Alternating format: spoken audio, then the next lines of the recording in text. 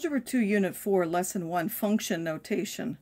So in this lesson, we want to know if a relation is a function. We want to learn to use function notation, and we want to graph a function after finding points.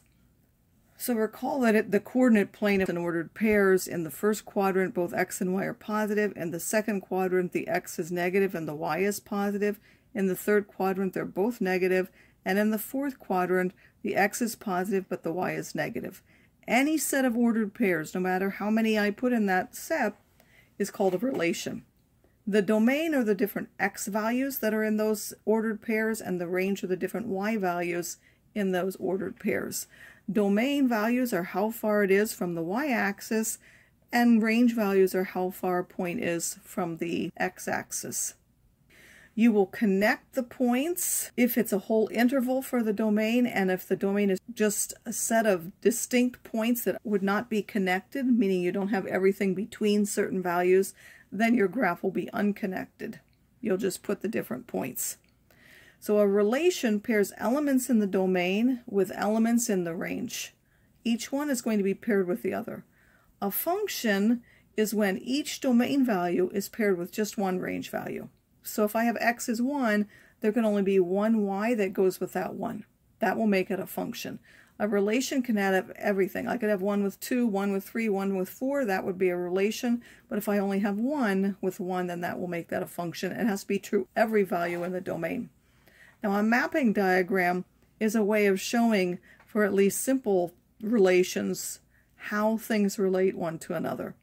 So in a mapping diagram, the relation is not a function if there's more than one arrow that leaves a domain value. A range value can have more than one arrow coming in, but you can't have more than one leave any x value. So here we have a relation. This is a set of ordered pairs. The domain are all the different x's, 1, 2, 3, and 4. The range are all the different y values, -3, -1, 1, and 3. You would list them. And then the mapping diagram shows the arrows from one to the other. So this goes from 1 to -3, 2 to -1. Those are the ordered pair. 3 and 1 are connected, 4 and 3. Is it a function? Yes, because each one in the domain is paired with only one in the range. The set notation would be that the domain is the set of all those from 1 to 4, and then the range is the set of the numbers -3, -1, 1, and 3. In the second one, we have these 6 ordered pairs. Again, you only list the ones that are different. We have -5, -3, -2, 0, and 1. We write those. And then for the range, we have -1, we have 2, we have 4, and we have 6. Both the -5 and the -3 go to the -1. -2 goes to 2, 0 goes to 4, 0 goes to 6, 1 goes to 6. Is this a function? No, because there are 2 arrows leaving the 0. Now, if there had only been 1, would that have been a function? Yes, that would have been a function, because even though there are 2 coming into -1, that's okay for a function.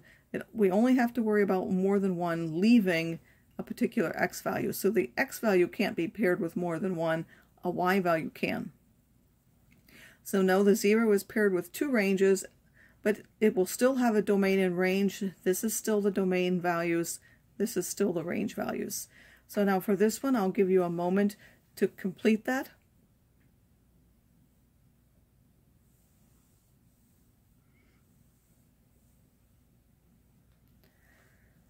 So we would now draw an arrow from the -1 to the 1. We would draw one from 0 to 0. We draw from 1 to 1, and from 2 to -2. Is that a function? Yes. Again, each domain value is only paired with one range value. There's only one arrow leaving each x. The domain are the different x values. The range are the different y values. And those should be, by the way, I didn't mention it, should be listed in increasing order from the smallest to the biggest. If you have a graph of the relation, there's a visual way to tell if the relation is a function, and that's using a vertical line test. So if you look at any vertical line that's possible, if it passes through at most one point at a time, that makes it a function. But if even one vertical line passes through 2 or more points, then it's not a function. So if you take this particular graph, is this a function? Yes. So no matter which vertical line you pick, here it goes through 1, here none, here 1, here 1, 1, 1, 1, none, 1, and of course there are all those in between there as well, but none of them goes through more than 1. That is a function. The domain, by the way, would be the x values, -4, -2, -1, 0, 1, and 2, and 4, and then the range would be -1, 0, 2, and 4. Again, they're not connected because the domain is a distinct set of points. For this one, it is not a function because this vertical line passes through 2 points. I only need one line. I don't have to worry that there's a whole bunch of them. This one is a function. No matter where I put my vertical line, it will only cross through 1 point. Note that here the domain are all the values from -infinity to infinity, and that's why that's connected. It's not all shown in the graph, but this one will keep going out to x's are -infinity. They're going to keep going out this way to positive infinity. We're only showing the part from -5 to 5. Now a function can be described using function notation, where the function f assigns an input value x in the domain to an output value or y value f of x in the range. The reason this notation is useful, instead of for every ordered pair, well, x is this and y is this, and I don't know which y unless I've told you the x, here I can use the notation. I can say f of 0 is 2, and I know now this is the y and this is the x that goes with it. I can immediately tell that that's the ordered pair 0, 2. So instead of saying y equals 2 and I don't know which x it's for, I can say f of 0 equals 2, and then I know both the y and the x. Notice that this is read f of x, and it does not mean times, even though often the parentheses is used for multiplication. This is not multiplication, and therefore you can't cancel. So if you take f of x, the notation, and divide by x, that does not give you a something called f.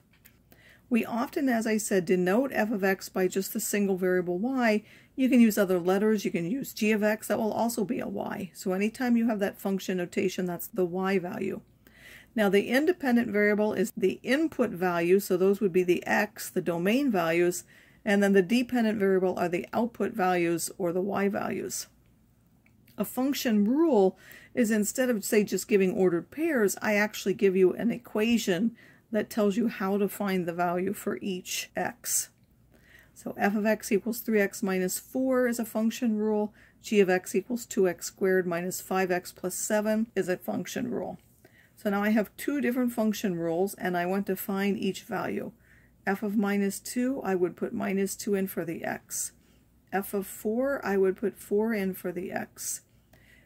F of 1 over g of 3, for the 1, I would put 1 in the f function, which is 2x minus 3, and I would put 3 in this function for g, and then I would calculate each one of those. F of 1/2, I would put 1/2 in that. G of 6, I would put 6 in that function. F of minus 2, we've already calculated that as minus 7. That will be on the top. What's g of f of minus 2 plus 1? Well, we know f of minus 2 is minus 7, so we have to put that in first. Minus 7 plus 1, that gives me minus 6, so I now want g of minus 6, meaning I now need to put minus 6 in the g equation, and then I would simplify. Sometimes you can have functions inside of another function, and then you have to calculate what you have first before you can finish the evaluation. And now there are 6 functions that you need to be able to recognize: the ordered pairs x, y, and those that make the equation true. There's the identity function where the x and the y are the same. So I have given some of the basic points. They both have the x and the y the same. It will be this slanted line that passes through 0, 0, has a slope of 1, and goes all the way from one point of a square grid to the other one. You can put in any x value and you can get out any y value, of course, because they're the same. Absolute value function, again, I've just picked some points. These are just some of them. There's also minus 10, 10. I have just picked a few of them in graphs so that you can use those points as a reference for different things that we're going to do. You put in any x, the y is the absolute value of that. So if I put in minus 3, the absolute value of minus 3 is 3. If I put in minus 2, the absolute value is 2. If I put in minus 1, the absolute value is 1. and then I graph that. That is that V-shaped function. It also goes through the origin 0, 0, but now it has a slant of 1 this way and a slant of -1 this way. Then there's the squaring function, where no matter what x I put in, I square it to get the y. I have -3, -3 squared is 9, -2 squared is 4, -1 squared is 1, 0 squared is 0, 1 squared is 1, 2 squared is 4, 3 squared is 9. Both of these functions are symmetric across the x-axis. For this particular one, again, it goes through 0, 0, and then it goes 1, 1, 2, 4, 3, 9, -1, 1, -2, 4, -3, 9, because those are the squared values, and is a U-shaped graph. For the square root function, these are the x's we want to take the square roots, so in order to make it easy to graph, we want to pick the x's that are easy to find the square root of. Well, those are 0, 1, 4, and 9 in a 10 by 10 grid. The square root of 0 is 0, the square root of 1 is 1, the square root of 4 is 2, the square root of 9 is 3. That will allow me to graph that. This is a domain of only positive values because I can only take square roots of positive numbers, and the range is also the values that are above the x-axis. The cubing function, I'm now going to cube everything. Again, I've picked the ones that fit on my 10 by 10 grid. -2 cubed is -8, -1 cubed is -1, 0 cubed is 0, 1 cubed is 1, 2 cubed is 8. That gives me this curved function. Again, I can actually put any number in to that x cubed, and I can get out any number. The cube root, I'm going to go in the opposite way. For easiness of graphing, I want the x's to be the numbers I can easily take the cube root of. The cube root of -8 is -2. The cube root of -1 is -1. The cube root of 0 is 0. The cube root of 1 is 1. The cube root of 8 is 2. If you graph those ordered pairs, that will be this function is this one turned on its side. Again, this one also has a domain and range of -infinity to infinity.